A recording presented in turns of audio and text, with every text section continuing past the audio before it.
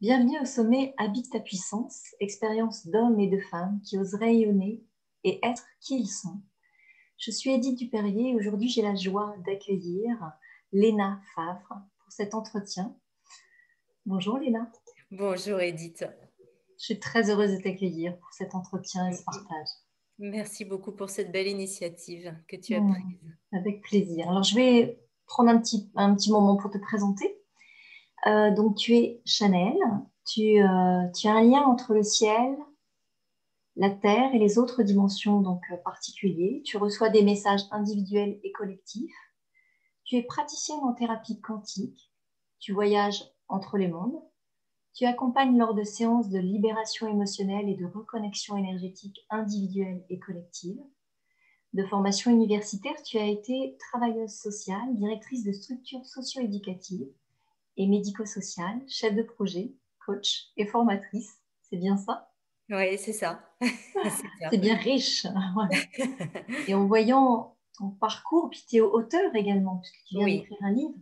Hein. oui, je viens Mm. d'écrire un livre, L'envol vers soi, qui vient d'être publié chez Mama Édition en octobre l'année dernière. Mm. Et Voilà, en 2020. ouais, et j'ai mis aussi ton lien sous ta photo, donc on pourra le retrouver également. Et ma première question, c'est comment en es-tu arrivé là aujourd'hui avec tout ton parcours? Et quel a été le moment, s'il y en a eu un moment de bascule? Alors, ce qui est déjà très important à transmettre, je pense, c'est que moi, j'entends depuis l'âge de 4 ans. Et je suis arrivée dans une famille où c'est pas quelque chose du tout qui est compris. C'est-à-dire que personne autour de moi connaissait ce genre de choses-là. Et puis, au fil du temps, je me suis mise à voir après en plus. Donc, dès l'âge de 4 ans, en fait, j'ai eu l'impression d'arriver dans un monde que je comprenais pas trop, puisque toutes les personnes autour, j'avais l'impression qu'elles avaient les mêmes perceptions que moi. Et puis, je me suis très vite aperçue que non, que c'était pas si simple que ça. Et je dirais que dès cet âge-là, j'ai dû tâtonner à savoir comment m'affirmer justement pour être qui j'étais vraiment. Et quand on est enfant, c'est pas facile. Il y a des moments où on le vit bien, d'autres moments où on a envie de le faire taire. Hein. C'est ce que j'ai fait pendant longtemps aussi. Et puis, petit à petit, ça m'a conduit quand même vers l'âge de 17 ans à devoir quitter la maison familiale pour être autonome parce que ça devenait impossible. La famille dans laquelle j'étais comprenait absolument pas la manière dont je fonctionnais. Et pourtant, ce sont des gens qui, avec toute la prise de hauteur que j'ai aujourd'hui, sont des gens qui sont certainement connectés, mais qui en ont peur et avec lesquels j'ai renoué avec tout plein de bienveillance et d'amour aujourd'hui. Hein. Alors, on ne parle pas de ces choses-là, mais par contre, c'est vrai qu'on est en lien de manière très fluide. Mais ça a été un long, long parcours pour moi. Je dirais que ça a percuté 30 ans de ma vie quand même, hein, cette chose-là, avant que j'arrive vraiment à m'affirmer dans ce que j'étais, à dire qui j'étais.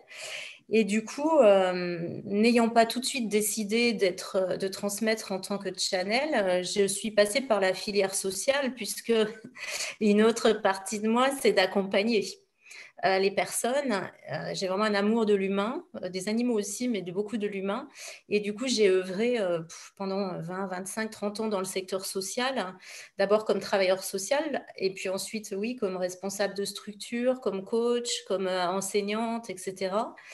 Et je me suis aperçue à un moment donné que c'était plus possible parce que autant avec les personnes, c'était magique, mais bon, même si parfois c'était surprenant parce que elles étaient étonnées que je sache des choses sur elles qu'elles ne m'avaient pas dites, ou il y avait quand même des couacs par moment, des petites choses comme ça.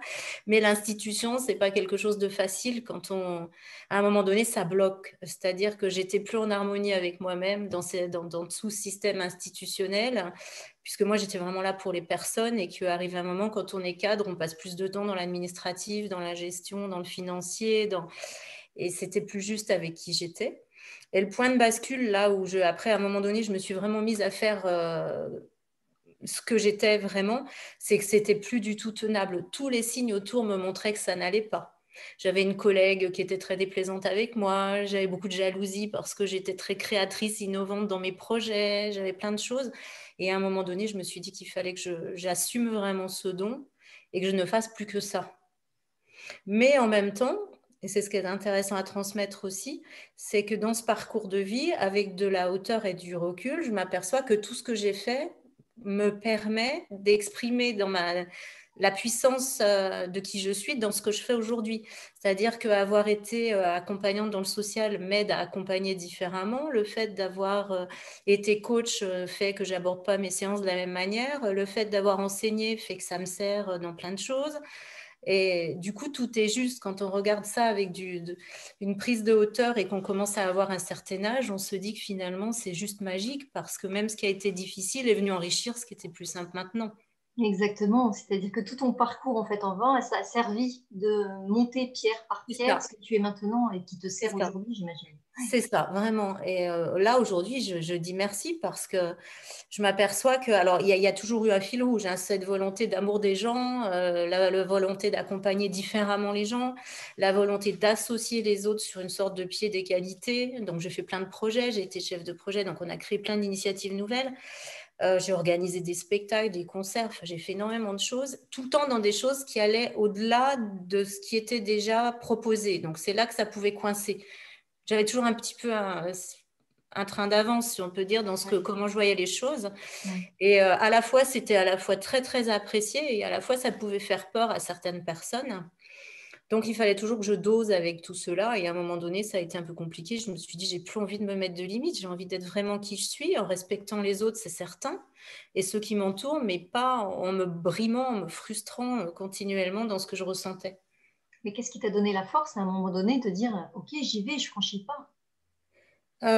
C'était plus tenable intérieurement. Il y avait un conflit en fait. Il y a un moment donné, on sent qu'on n'est plus à sa place. Mm. On n'est pas plus du tout ce qu'on était et on n'est pas encore vraiment ce qu'on devrait être.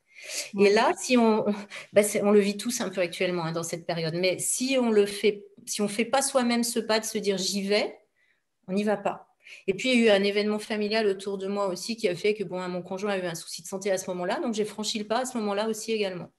Mm. Voilà. Oui, parce qu'en fait, tant que tu franchis pas le pas et tu n'y vas pas, tu peux pas savoir. On peut pas savoir. Et Ouais. je pense qu'aujourd'hui, ce qu'il faut qu'on comprenne, c'est que vraiment, comment dire ça? Les guides nous disent souvent, vous pouvez pas attendre qu'on vous montre ce qui va se passer pour oser faire. Il faut oser faire, oser être aligné avec qui vous êtes, vraiment être juste avec vous-même et les autres. Et après, à la limite, ce qui va se passer, c'est notre affaire. On vous mettra les synchronicités, on vous mettra les bonnes personnes, on vous mettra les circonstances. Et je l'ai vérifié, ça. Mm.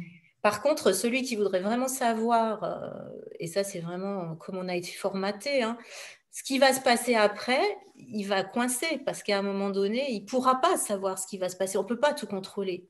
Mm. Et on Et veut c'est tellement tout savoir avant de se lancer.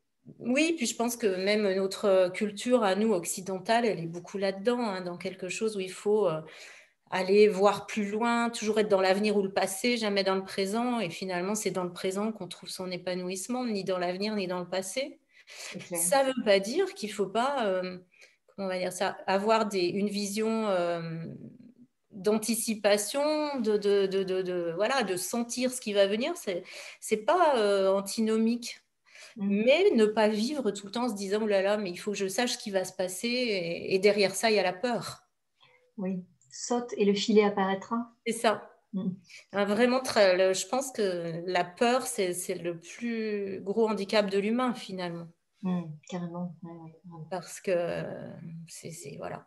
Et tu parlais un petit peu voilà, de ton parcours, que ça a commencé en fait à l'âge de 4 ans. À l'âge de 4 ans, et tu avais l'impression Est-ce qu'à l'âge de 4 ans aussi, tu avais l'impression de déranger, d'être Euh, en avance quelque part? Ou comment ça se présentait? J'avais l'impression, en fait, dans ma famille, d'être vraiment un extraterrestre, hein, vraiment d'être arrivée dans une famille où je me demandais si j'avais été adoptée, parce que je me disais, mais comment c'est possible d'être aussi différent? J'ai fait des recherches pour être sûre que c'était bien mes parents, hein, petite, en me disant, mais c'est pas possible, il doit y avoir une erreur, je suis pas tombée au bon endroit, etc. Et puis, disons, je disais des choses qui étonnaient les autres. J'avais pas forcément les mêmes manières de réagir aux choses, aux situations, etc. Parce que j'avais d'autres visions plus vastes. Donc, c'était quand même assez douloureux, hein. Ça a été une partie. Je dirais que je pense que ça fera l'objet d'un bouquin, ça, futur. Mais quand on est de Chanel, quand on est différent, c'est pas facile. Il faut pas croire que c'est un don, on y va et puis voilà, on vit très bien. Non, ça demande tout un travail sur soi pour oser vraiment affirmer qui l'on est. Mm. Et ça, c'est qu'au regard de si on envisage que les vies, la vie présente, moi qui ai une vision de se dire qu'on n'en a pas eu qu'une, j'ai eu plein de vies, moi, de chamane ou de guérisseuse ou de ce qu'on appelait sorcière. Et à chaque fois, ça s'est mal fini. Enfin, à chaque fois que on était assez persécutés. Et du coup, aujourd'hui, quand il a fallu que je réaffirme ça, il y avait des craintes derrière, Je comprends. des peurs. De se Toutes dire, ces est-ce que mémoires sont engrammées en toi. c'est ça, j'ai dû beaucoup travailler ça. Est-ce que ça va recommencer? Est-ce que j'ai ce discours différent que je porte, je vais arriver à l'assumer? C'était vraiment tout ça. Mais du coup, c'est pas ma famille qui m'a aidée. Ça a été des rencontres, en fait, au fil de mon parcours, de personnes. Et puis surtout sur ma propre lumière intérieure. Parce que malgré tout, j'ai découvert aussi, quand je le croise avec d'autres personnes, c'est que quand on est Chanel, on est assez seul, finalement. On est assez seul parce qu'on est très différents. Quand je travaillais dans le social, je faisais peur parce que les gens devaient sentir que j'avais une vision différente des choses. Donc, je pouvais faire peur. Donc, ça suscitait parfois de l'hostilité. Ou alors, je suscitais de la jalousie quand je faisais des projets qui étaient trop novateurs. Alors, c'était pas tout le temps le cas, mais et du coup, ça m'a appris à développer la compassion, à comprendre que les autres pouvaient pas comprendre forcément les choses comme moi je les entendais, à m'adapter sans arrêt au discours des uns et des autres, sans être caméléon pour autant, mais en tout cas à savoir entendre l'autre là où il en était sans juger, quoi. Et le fait d'être créatrice, d'être novatrice, n'avait rien à voir avec le fait d'être Chanel ou si c'est lié? Je pense que c'est d'autres aspects de moi aussi, mais ça en fait partie, parce que quand on est... Enfin, la manière dont moi je canalise, comment dire ça? J'ai accès à plein de plans en même temps. C'est comme si j'avais 7-8 télévisions allumées en même temps ou je vois 7-8 films en même temps. Donc, quand, par exemple, je travaille en séance individuelle, c'est ça, je vois 5 à 7 à 8 incarnations, je peux aller chercher des choses à droite, à gauche. Donc, forcément, ça m'amène à être créatrice, à aller plus loin, à avoir envie d'aller chercher les choses.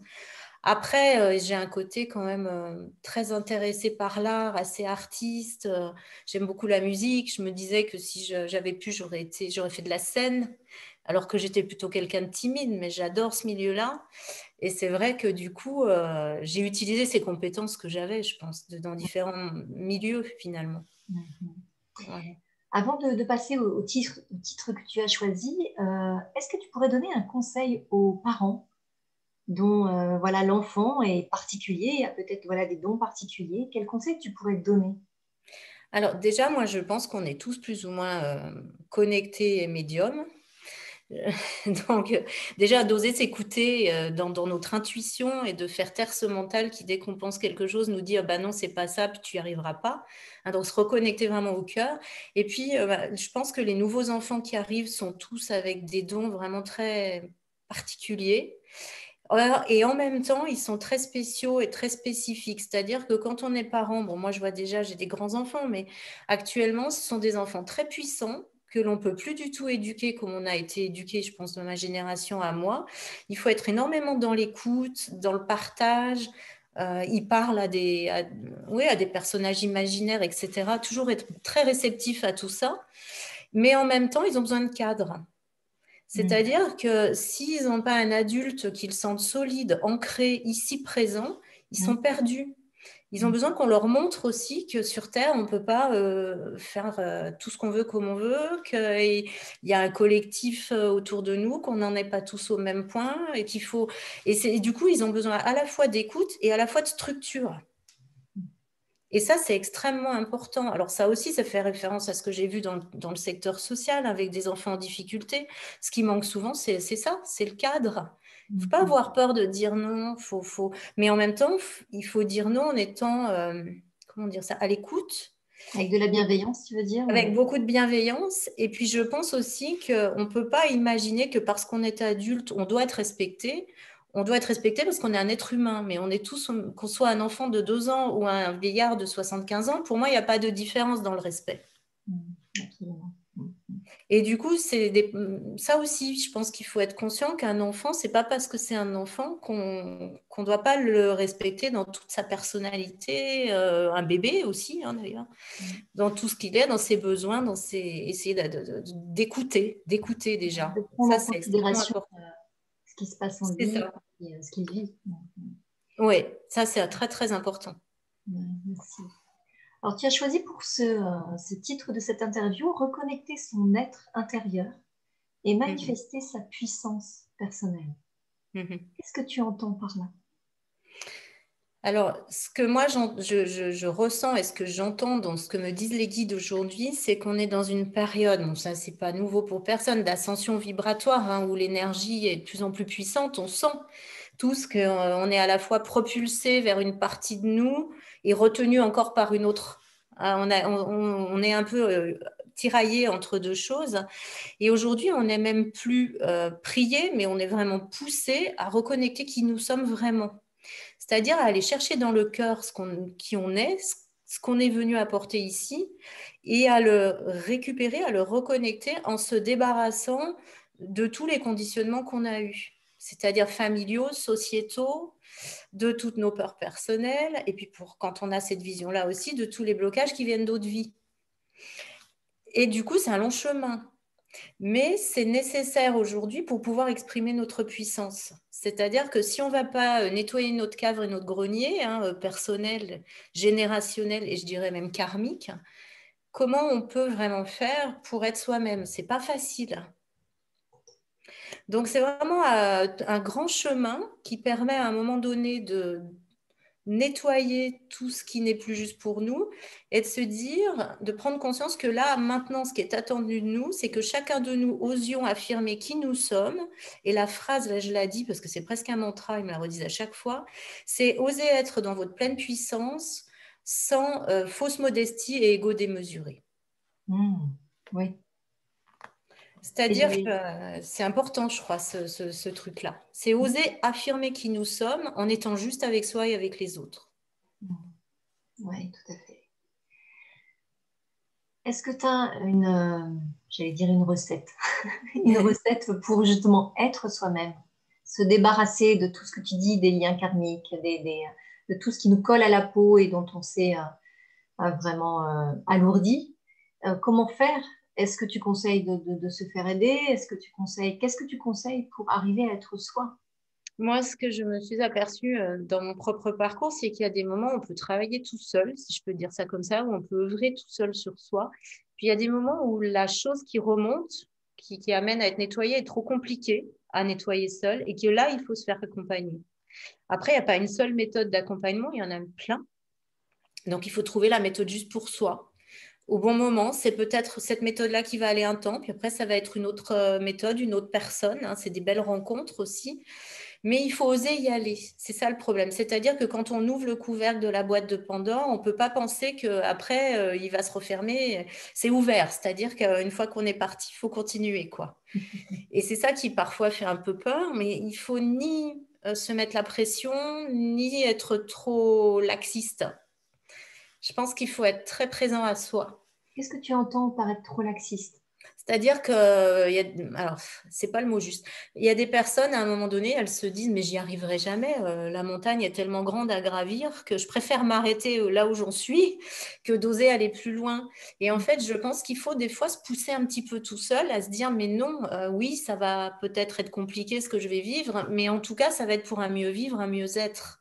Et moi, ce que je m'aperçois dans les personnes que j'accompagne, c'est que plus on enlève de couches, plus on va nettoyer ce qui n'est pas à nous, plus c'est fluide ce qui se passe dans notre vie. Moins on est dans la lutte, parce que ça aussi, beaucoup de personnes sont arrivées sur Terre en pensant qu'on était sur Terre pour lutter, pour se battre, qu'on était en terrain hostile et qu'il allait se passer plein de choses. Et en fait, c'est l'inverse, c'est-à-dire que plus on va nous travailler sur nous sans aller tout le temps penser que l'autre est menaçant, mais en se concentrant sur soi, plus on va finalement vivre une vie qui est juste fluide et limpide, parce que les choses, elles vont arriver naturellement après. Mais il y a un cap à passer pour que ça se passe comme ça. Donc si on s'arrête juste avant, ben, il va falloir recommencer à un autre moment. Après, on a le droit de s'arrêter. Il y a des périodes où on ne peut plus. Oui. Il n'y a pas de... chacun son rythme, je dirais. Et puis, on a beaucoup de personnes voilà, qui pensent qu'être venu sur Terre, voilà, c'est dur. Enfin, je veux Mm. dire, la vie est dure, en fait, en général. Mm. Donc, c'est intéressant ce que tu dis en disant que voilà, de travailler sur soi pour que la vie soit plus fluide. C'est ça. Et c'est très juste aussi. Il y a beaucoup de personnes qui, à un moment donné, en ont marre et s'arrêtent. Mais pour mieux reprendre après, finalement. Et Oui, tu le oui. vois souvent dans tes accompagnements? Alors, dans mes accompagnements, maintenant, de moins en moins, parce que les personnes, moi, qui m'arrivent, sont vraiment des gens qui se disent, c'est le moment, je veux plus garder tout ce qui n'est pas à moi, donc elles ont plutôt tendance à parfois même vouloir aller trop vite. Mm. Mais je peux entendre qu'il y ait des personnes qui puissent encore pas y aller ou qui doivent y aller plus lentement, et c'est à nous de nous adapter à leur rythme, je pense, hein. Ça, c'est vraiment important aussi. Un thérapeute, c'est pas un gourou, c'est vraiment quelqu'un qui est là pour permettre à l'autre de cheminer, d'être autonome et de plus avoir besoin de nous à la limite. Donc après, c'est à nous de savoir comment on l'accompagne vers ce chemin-là. Et puis bon, il y a le travail sur soi. Après, il y a plein d'autres activités. C'est ce que je dis aux gens. On peut méditer en faisant de la cuisine, on peut méditer en se promenant dans la nature, on peut méditer en écoutant de la musique, on peut méditer en s'occupant d'un animal. C'est chacun qui trouve vraiment son univers pour avancer. On peut avoir des réponses juste en se promenant dans la nature, on peut avoir des réponses en écoutant une musique, on peut débloquer des choses énergétiques comme ça aussi. Donc, il faut s'écouter, en fait. C'est surtout ça. Il y a des bouquins aussi qui nous débloquent, hein. Des fois, on est attiré par un livre. Pomme, c'est juste le livre qu'il fallait. Parce que ça nous fait tilt, hein, et c'est ça qui est intéressant. Ou des personnes qu'on rencontre. Absolument. Et d'ailleurs, c'est souvent des synchronicités qui vont nous faire avancer, et d'une personne, on va aller sur une autre, etc. Et ça, c'est assez magique. Par contre, ce qui est important aujourd'hui, je pense, c'est justement pour retrouver notre puissance, il faut qu'on redevienne conscient. Alors ça peut paraître étonnant quand on dit ça aux personnes, mais tant qu'on n'a pas fait tout ce travail sur soi, on est un petit peu comme un automate, c'est-à-dire qu'on est dirigé par ce qu'on nous a mis comme conditionnement familial, forcément, sociétal, par tout ce qu'on ramène dans nos bagages de nos autres vies. Et du coup, on n'est pas totalement conscient. On a l'impression qu'on agit en décidant, mais finalement, on est un peu conditionné par tout ça. Et lorsque l'on commence à détricoter tout ça, là, on peut récupérer vraiment notre libre arbitre. Et ça, c'est juste magique. Quand on commence à se rendre compte de ça, c'est super. Oui, c'est comme si on décodait la façon de fonctionner, C'est ça. notre façon de fonctionner et comment celle-ci peut évoluer. C'est ça. Et puis, ça aide à être très indulgent parce que quand on s'aperçoit qu'une personne, c'est la résultante de toute son histoire de vie, de celle-ci et d'autres vies, on ne peut plus être dans le jugement. Pour pouvoir juger quelqu'un, il faudrait avoir tout ce qui s'est passé dans toutes ses vies devant les yeux, toute son histoire familiale, etc. C'est pas possible. En fait, on ne peut être que à l'écoute de l'autre. Et j'imagine que dans tes accompagnements, c'est aussi, ça doit être un peu magique de décrypter l'être humain qui est en face de toi et lui de se comprendre et de comprendre certaines choses. Ouais. Alors moi, j'adore la relation individuelle. Aujourd'hui, je ne sais pas si je pourrais continuer parce que je suis vraiment avec tellement de demandes qu'il y a un moment donné, je me demande si je vais pas devoir travailler plus en collectif et me rebasculer sur ce qui est aussi une autre partie de moi, c'est transmettre par l'écriture notamment.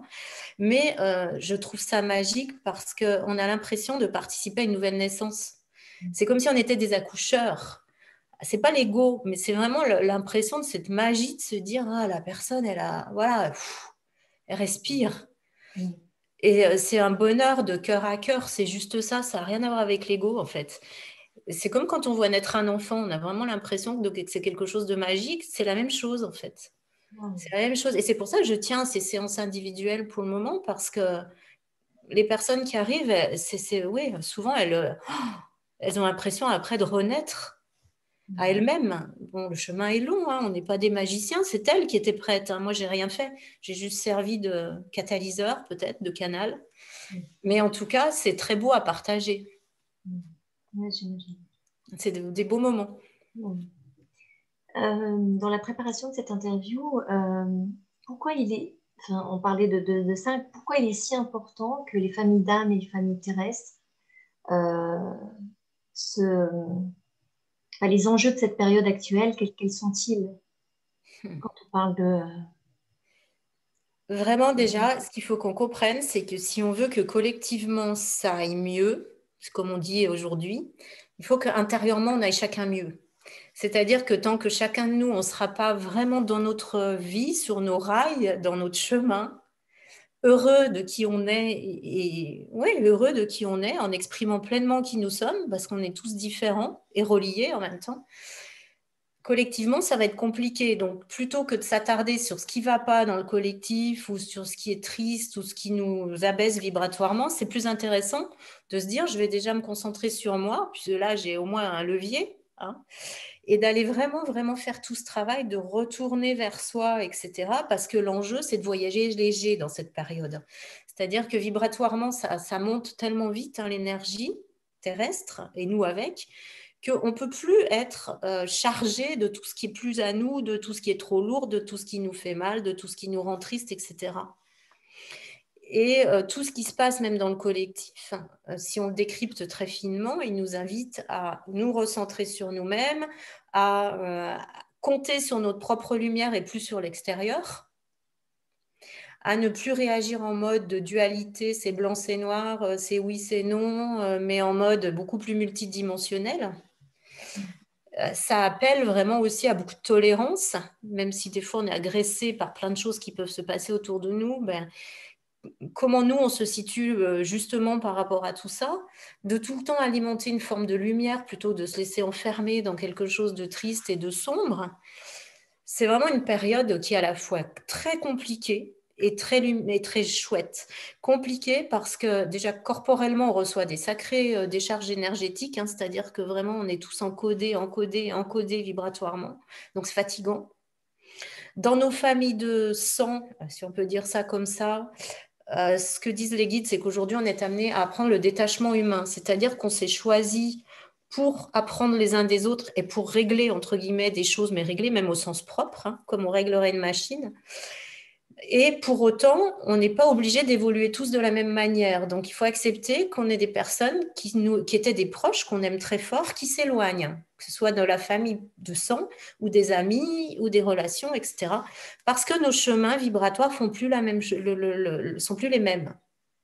Et parallèlement à ça, ce qui est juste magique, c'est qu'on va renouer avec des personnes qu'on ne connaissait pas, qui sont de nos familles d'âme, et avec qui, là, il y a juste des choses, mais c'est magique dans ce qu'on ressent dans le cœur. Le problème, c'est que pour qu'on accepte aussi de reconnecter ces familles d'âme, il faut qu'on accepte aussi de laisser partir certaines personnes autour de nous. Et ça, c'est un travail de deuil à faire parfois. Surtout, ça dépend où on en est, mais ça peut être très douloureux pour certaines personnes. Et c'est pour ça que ce qui se passe au niveau sanitaire vient réactiver ça, c'est-à-dire que chacun a des postures différentes, et des fois ça crée une zizanie dans des familles incroyables, alors que chacun expérimente le truc à sa manière, et on n'a pas à s'en mêler avec ça. Oui, tout à fait. Oui. C'est vrai que ça crée des conflits, en effet. Plein de choses qui se passent, enfin, il y aurait vraiment beaucoup de choses à dire, mais en tout cas, on est dans une période où on est là tous pour alimenter la lumière. Est-ce que toi, tu as vu justement ces dernières années une évolution par rapport à ça? Ouais. Alors moi, c'est très amusant parce que j'ai l'impression que ça va très très vite. En 2018, quand je captais des messages et que j'accompagnais les personnes, les guides me disaient, vous allez voir, ça va s'accélérer. Mais pour le moment, vous avez encore un peu de temps. Et aujourd'hui, en fait, là, et je dirais même depuis 3 semaines, ils me disent, réveille les consciences, vas-y. J'ai l'impression de faire que rallumer des flammes toute la journée, en fait. Mais ils me disent, tu en rallumes une, il y en a 1000 qui se rallument. Là, maintenant, il y a urgence. Il faut que la Terre, elle passe à autre chose. Et là, on sent que les personnes, elles m'arrivent de plus en plus. Alors, il y a 2 types de personnes. Il y a ceux qui ont déjà fait un chemin, qui arrivent en se disant, ça y est, là, je sens qu'il faut que j'y aille, c'est vraiment le moment. Et puis, il y a ceux qui n'en ont pas fait et qui arrivent dans une détresse incroyable parce que d'un coup, ils ne savent plus pourquoi ils sont là. Je pense à un monsieur que j'avais vu il y a quelques années, là, qui m'est arrivé. Alors, bon, sa compagne l'a quitté. Il est en train de perdre son travail. Il est très suicidaire. Il se demande ce qu'il fait là. Il ne sait pas. Il a 56 ans, il ne sait plus. Et en même temps, comme il n'a pas fait tout le chemin de comprendre quel sens ça a, ben, il a des idées très sombres, il va très très mal. Donc là, c'est toute une autre forme d'accompagnement, hein, que d'accompagner des personnes comme ça. Mais en fait, c'est une manière pour eux de comprendre qu'il y a quelque chose qui ne sonnait pas juste et qu'il faut aller guérir des choses à l'intérieur pour pouvoir passer un cap. Alors certains ont la force et certains n'ont pas la force. Et ça, c'est justement encore la compassion, hein. C'est-à-dire de se dire, on n'est pas des sauveurs, quoi. On est là pour essayer d'accompagner au mieux, mais pas pour sauver, on ne pourra pas. Oui, tout à fait. Et c'est pareil dans les familles, on ne pourra pas sauver. Un enfant, il a besoin pour apprendre à marcher de tomber. Il y a des âmes plus anciennes que d'autres, il y a des âmes qui sont moins expérimentées, qui ont besoin de tomber un peu plus, on va dire. C'est pas de les empêcher de tomber, c'est presque de les priver de leur liberté, en fait, si on les empêche de tomber. Wow, c'est beau sous cet angle. Très bien, très Ben beau. oui, c'est ça, parce qu'en fait, d'ailleurs, c'est pour ça qu'il y a des enfants dans certaines familles dont les parents voudraient à tout prix leur éviter tous les écueils qu'eux ont vécus. C'est par amour, hein, en même temps au départ. Mais ils se révoltent manifestement parce qu'en fait, on les empêche de faire leurs propres expériences. Mais en tant que parent, c'est parfois très dur aussi de voir un enfant qui va peut-être même aller dans des choses un peu extrêmes sans rien pouvoir faire, si on peut dire ça comme ça. Oui, tout à fait. Donc, c'est vraiment, ça nous amène à nous repositionner tous complètement différemment, cette période, à l'intérieur de nous et les uns par rapport aux autres. Et c'est pour ça que beaucoup de personnes sont malmenées. Oui, oui, c'est assez chahutant quand même en ce moment. Oh, c'est très chahutant, hein. Et je pense qu'il faut vraiment arriver à se coucouner, se donner beaucoup d'amour, beaucoup d'indulgence les uns aux autres. Et malheureusement, quand on est dans des périodes historiques qui sont compliquées, et je trouve que la période qu'on vit actuellement, sanitairement, elle est compliquée, ça fait ressurgir des mécanismes primitifs primaires. Oui, oui. Se protéger, l'autre devient dangereux, il y a celui qui fait bien, celui qui fait mal. Et ça, c'est vraiment l'écueil dans lequel il ne faut pas qu'on tombe cette fois-ci, hein. Si on nous resserre le truc comme ça, c'est que cette fois-ci, on ne peut plus retomber dedans, collectivement en tout cas. Oui, tout à fait. Oui, oui, il y a vraiment différentes positions et prises de conscience avec, avec cette crise. Ouais, ouais. C'est aussi Mais même, un retour beaucoup vers soi aussi. c'est ça. C'est ça, hein. On est amené à penser que c'est plus l'extérieur qui va nous sauver, mais nous-mêmes, parce que justement, on n'est pas des êtres sans défense qui venons dans une planète hostile, mais des êtres puissants qui doivent reconnecter leur puissance. Et pour cela, on n'a pas forcément besoin des autres pour être soi-même. Les gens se sentent souvent fragiles, vulnérables, menacés. Donc du coup, ils ont besoin de quelqu'un d'autre qui décide à leur place, qui les protège, etc., etc. Et aujourd'hui, c'est tout le chemin inverse qu'on doit faire. Et ce virus, il vient nous parler de ça aussi. C'est-à-dire que non seulement on ne peut pas tout contrôler, que ce n'est pas forcément la société, les autres, etc., qui va nous protéger, mais plutôt une démarche qu'on va faire sur nous-mêmes. Ça dépend de la lecture qu'on en a. Oui, tout à fait. Oui. Mais il faut avoir une lecture plus vaste, je pense. Tu disais tout à l'heure que donc tu pratiquais beaucoup en individuel, mais que tu étais peut-être amené voilà, à faire autre chose. Est-ce qu'on peut dire que ça fait partie d'habiter sa puissance que d'être parfaitement aligné avec ce que nous demande en fait le monde extérieur aujourd'hui, et notamment celui-ci peut-être pour toi? Est-ce que tu as eu aussi l'occasion d'habiter pleinement ta puissance intérieure, et comment ça s'est révélé au cours de ta vie et comment tu la vois évoluer au cours de ta vie future? Alors, moi, je vais prendre le dernier exemple en date, hein, parce que pour moi, ça a été initiatique. Quand je faisais mes séances individuelles et voire un peu collectives, je transmettais en petits groupes déjà un petit peu, hein, mais c'était vraiment des causeries. Et à un moment donné, j'ai entendu qu'il fallait que je me mette à écrire parce que dans mes séances individuelles, je ne pouvais plus suffisamment transmettre. D'abord, je passais des heures et en plus, c'était plus juste. Je ne pouvais pas accueillir suffisamment de personnes et qu'il fallait que j'écrive. Et au moment où on m'a demandé ça, là, tout de suite, ça fait ressurgir toutes mes peurs des vies passées en me disant, ouh là là là là, on va me dicter un message qui va être encore différent. Comment il va falloir que je sorte de ma caverne, que j'ose assumer ce que je raconte quelque part, ou ce qui passe à travers moi, parce qu'en étant Chanel, c'est encore autre chose, hein.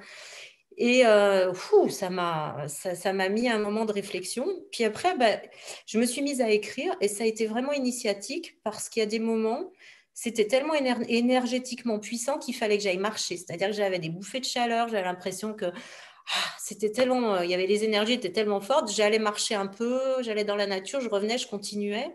Et à mesure que j'écrivais, ça m'a permis à moi d'énormément évoluer aussi. Ça a été vraiment une initiation pour moi que d'écrire ce livre jusqu'à au dernier point. En plus de ça, ils l'ont complété au fur et à mesure. Donc, c'est un gros bouquin. Et quand ils me l'ont dicté, ils m'ont dit que c'était à la fois un manuel qui avait des clés vibratoires, qui débloquait des choses au niveau énergétique, et que c'était, ils appelaient ça manuel pratique pour évoluer dans un monde en mutation. Donc, ce n'est pas écrit en fait sous forme de chapitres, mais c'est une symphonie avec des thématiques.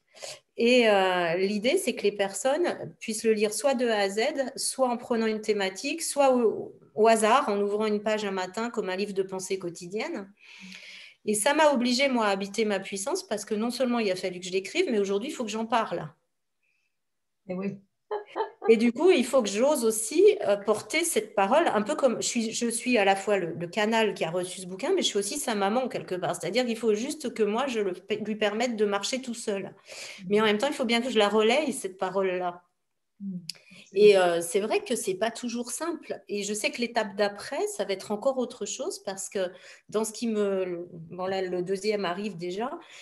Ça va être une parole encore plus engagée où là, il y a le channel qui va recevoir leur parole, mais il y a l'être humain, Léna, qui va devoir porter cette parole, qui est la mienne aussi quelque part, parce que c'est pas par hasard qu'ils sont passés à travers moi. Et là, ça m'a demandé de reconnecter ma puissance de chamane. Et c'est pour ça que souvent j'interpelle aussi. Ça, je ne comprenais pas avant non plus. Parce que pour beaucoup de personnes, un channel, c'est très éthéré, c'est quelqu'un de perché, etc. Et moi, je ne suis pas perché seulement. C'est-à-dire que je suis très ancrée à la terre maintenant. J'ai compris que si je voulais résister à ce qu'il me demande, il fallait que je sois très ancrée à la terre. Et j'ai eu plein de vies de thérapeute, de chaman, etc. Donc, du coup, j'allie les deux puissances. Et cette chamane, cette guérisseuse, elle a toujours été différente dans la parole qu'elle a portée. Elle l'a assumée, elle l'a payé cher. Et dans cette vie, ce qu'il me disait, c'est t'inquiète pas, tu vas porter cette parole, mais il n'y a pas de risque cette fois-ci. On n'est plus dans la même époque. Et j'ai aussi appris, et ça c'est tout mon parcours en social, de coach, d'enseignante, à la porter différemment. C'est-à-dire que je ne suis pas là pour convaincre, je ne détiens pas de vérité. C'est juste une chose qui passe à travers moi, un message qui peut parler à certaines personnes, mais il n'y a pas de vérité finalement. Donc du coup, je transmets ce que je transmets sans vouloir convaincre en fait. Mais en essayant aussi de m'adapter dans les mots pour que ça puisse s'adresser au plus large public possible. Parce que pour moi, en fait, la spiritualité, elle a un sens que si elle permet d'être appliquée dans la vie quotidienne et de rendre notre vie plus fluide, plus facile et plus heureuse. Donc, j'essaye tout le temps d'être très concrète dans ce que je transmets. Tout le temps, tout le temps. Et en même temps, aussi, la manière dont il me parle est très concrète, mine de rien. Même si les concepts sont très abstraits. Quelle est la teneur des messages que tu reçois? Ah bah là, c'est vraiment les clés pour passer cette période vibratoire-là. C'est comprendre qu'est-ce qui est en train de se jouer à l'intérieur de nous, qu'est-ce qui est en train de se jouer à l'extérieur de nous, comment on peut faire pour mieux vivre toute cette période-là. Ça va de la mutation de l'ADN en parlant du temps, de la notion de temps, la reconsidérer différemment. C'est très quantique. Hein. Alors moi, j'ai un parcours littéraire totalement universitaire, littéraire et dans le social. Et en fait, ils m'ont renvoyé continuellement dans le bouquin à la physique quantique, alors que j'étais allergique complet aux maths quand j'étais au collège parce que je ne comprenais pas l'utilité. Et là, de plus en plus, ça me passionne parce que là, j'ai compris que les deux se rejoignaient, la physique quantique et la spiritualité, justement. Et ce bouquin, c'est ça. Il renvoie de l'un à l'autre continuellement. Et du coup, ça m'a amené aussi à faire tout un travail pour comprendre tout ça, moi, avec ma tête. Et il y a toutes ces notions-là. Il y a la notion de temps-espace et d'espace-temps. Il y a tout ce qui concerne l'ADN. Il y a des tas de choses sur les familles d'âmes. Pour ceux qui sont ouverts sur les familles stellaires, parce qu'on n'a pas eu tous que des origines terrestres. Et puis des choses très concrètes sur comment je fais moi dans mon quotidien pour justement arriver à avancer, pour me libérer de tous mes sacs à dos, etc. C'est pour ça que c'est une sorte d'encyclopédie, quoi. Et les gens qui le lisent me disent c'est un bouquin, on le pose à côté, puis on le reprend un jour par thématique, en fait. C'est une sorte de petit dictionnaire. Mais c'est très initiatique pour moi parce que même quand je le relis, je ressens toujours les mêmes sensations, en fait. Et la suite sera encore au-delà, puisque là, il va falloir vraiment que je porte une parole, mais que je l'incarne vraiment pleinement dans mon discours à moi aussi. C'est-à-dire que je parle en tant que Léna aussi. Et ça, c'est pas toujours aussi simple que ça, quand on porte quelque chose qui n'est pas forcément encore bien reconnu par plein de personnes. C'est ça, habiter sa puissance, c'est y aller pas à pas. Et c'est ce que je dis aux gens, c'est pas parce qu'on est canal ou parce qu'on entend des choses que ça y est, c'est OK, nous on est parfait. Non, on travaille comme les autres tous les matins sur soi. Et c'est jamais fini. Oui, en fait, c'est le chemin d'une vie, quoi, hein. C'est ça, et puis c'est ce qui fait que c'est peut-être super intéressant d'être sur Terre aussi. Aussi, oui, je suis d'accord. On s'ennuierait sinon. Est-ce que tu aurais un exemple de message à nous transmettre? Ouais. Je peux peut-être vous lire une canalisation que j'ai reçue. Avec Ça grand irait, plaisir. ça? Ouais, chouette. Oui. Allez.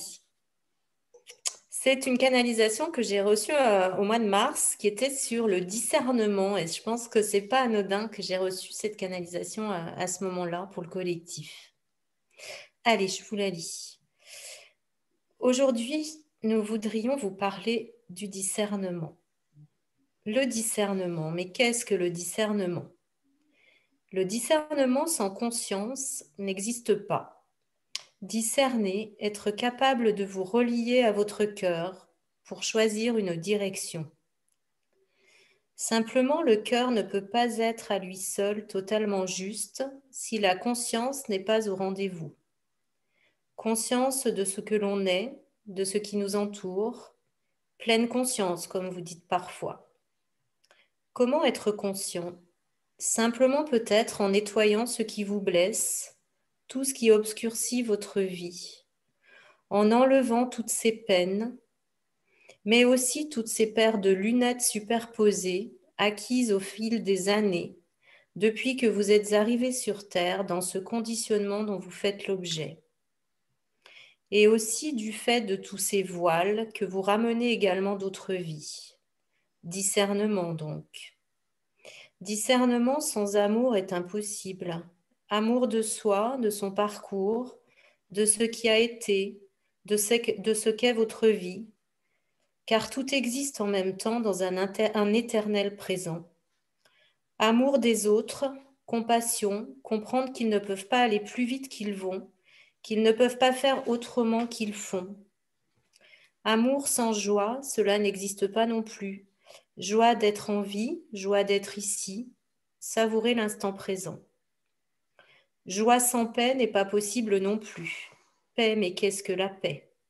C'est cet état intérieur que l'on ressent lorsque l'on a enlevé des voiles et des voiles, des couches et des couches, et que l'on a enfin réalisé dans sa chair, dans ses cellules, que tout est juste. Discernement, c'est ce que nous vous prions de manifester en cette période. Nous vous prions de vous positionner dans le discernement, car ce monde qui ascensionne le fait dans un chaos apparent. Nous disons apparent car tout changement inclut une forme de chaos, n'est-ce pas?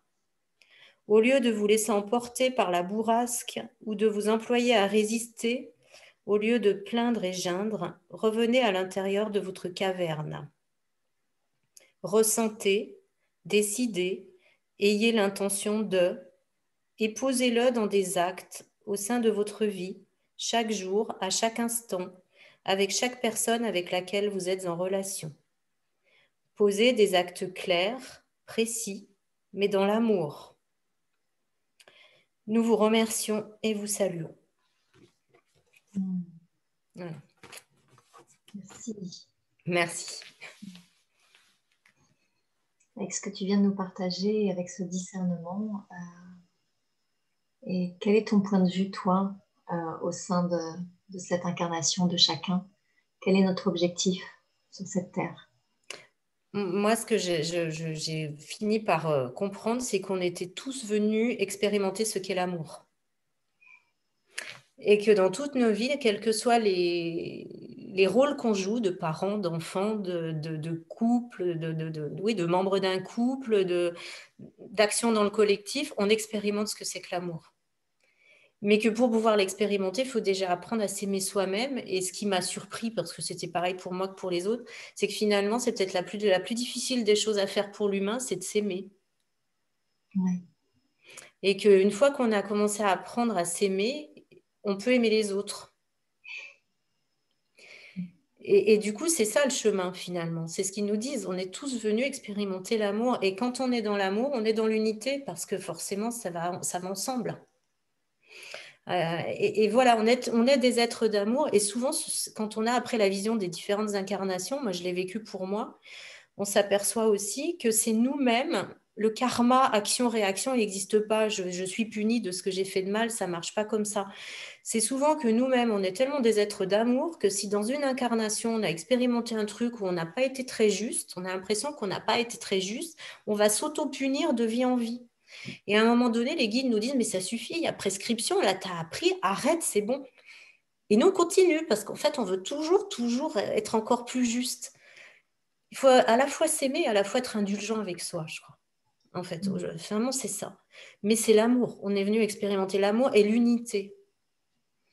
Passer dans un monde d'unité. Bon. Quel conseil tu pourrais donner aux personnes qui t'écoutent pour s'aimer davantage? Déjà, quand on réalise que ce que l'on est, quelque part, on l'a choisi. Alors, d'un côté, on l'assume mieux, déjà, parce qu'on se dit, il faut que je comprenne pourquoi j'ai choisi tout ça.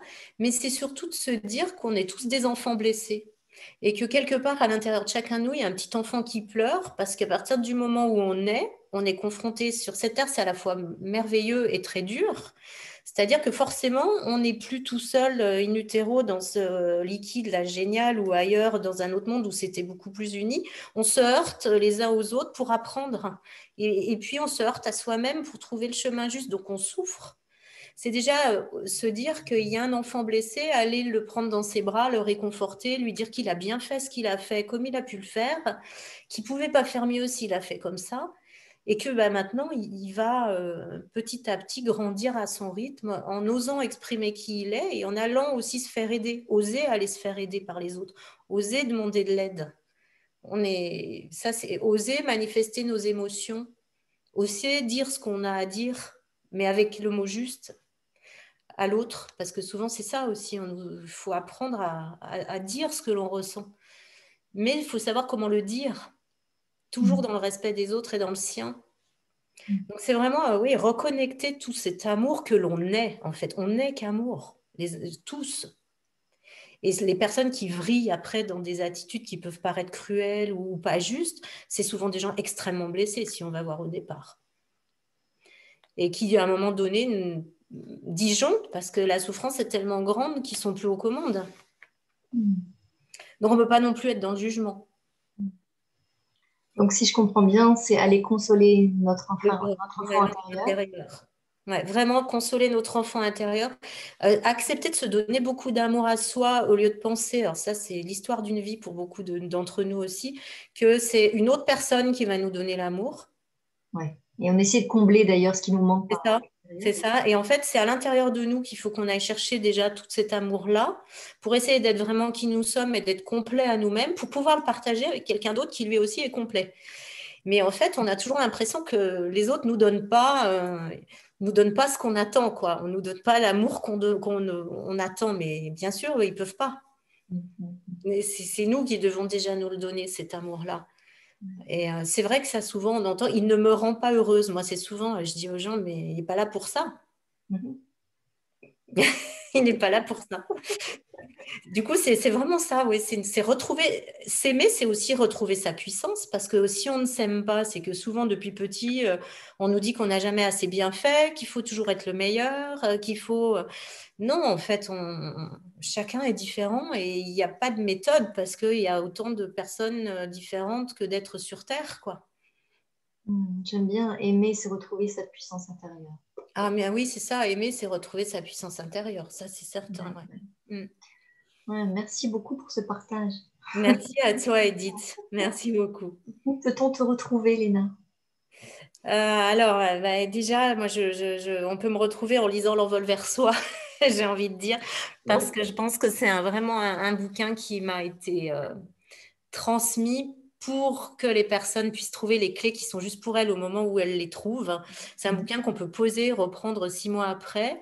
C'est vrai que j'ai pas de site internet parce que je dirais que les personnes m'arrivent tellement de bouche à oreille qu'en ce moment j'ai pas eu le temps, mais j'ai un Facebook. Bon, tu pourras mettre du coup le lien. Et puis, ce que je dis aux personnes, c'est que si elles souhaitent me contacter, elles peuvent me contacter par mail. Parce que malgré l'activité que j'ai besoin, moi, d'être en contact avec les gens. Donc, je rappelle les personnes individuellement. Wow. Quand elles souhaitent avoir un rendez-vous ou autre, je leur envoie déjà une présentation de mon activité et après, je discute avec elles. J'essaye de voir ce qui est le plus juste. Je prends le temps d'ajuster. Je ne suis pas là pour autre chose que ça. Donc, en fait, elles me contactent par mail sur lena-favre12753@gmx.fr. Voilà. Merci. Merci. Une dernière petite question. Si la puissance était une couleur, quelle couleur donnerais-tu? Alors moi, je suis beaucoup, beaucoup suivie par le bleu et le violet. Donc, mais en fait, ils me disent, il n'y a pas vraiment une couleur. Il y a le doré qui serait génial. La lumière blanche qui serait le top du top. Après, c'est vrai que là, dans mes séances, ils nous transmettent beaucoup de soins, justement, avec les pierres de soins en ce moment. Okay. Et c'est vrai que ça, c'est un truc que je peux donner à chacun. Si Oui. on se visualise dans une sorte de jolie caverne et qu'on regarde au plafond, on va voir apparaître une couleur. Souvent, on imagine que c'est une pierre précieuse. Et en fait, la couleur qui apparaît, ça peut être une améthyste, ça peut être une autre pierre, et souvent la couleur de soin dont on a besoin. Wow. Ça, je le fais faire aussi aux personnes. Mais vraiment, pour moi, la lumière blanche, c'est le truc super. Mais après, j'adore la lumière bleutée, le violet, toutes ces couleurs-là. C'est magique. Si la puissance était un animal. Alors, je vais faire rire parce que beaucoup penseraient à des félins. Moi, je pense aux chats. Parce que les chats, c'est vraiment, moi je suis entourée d'animaux, c'est vraiment pour moi très très important. Et j'ai 2 chats et dont un qui est très particulier.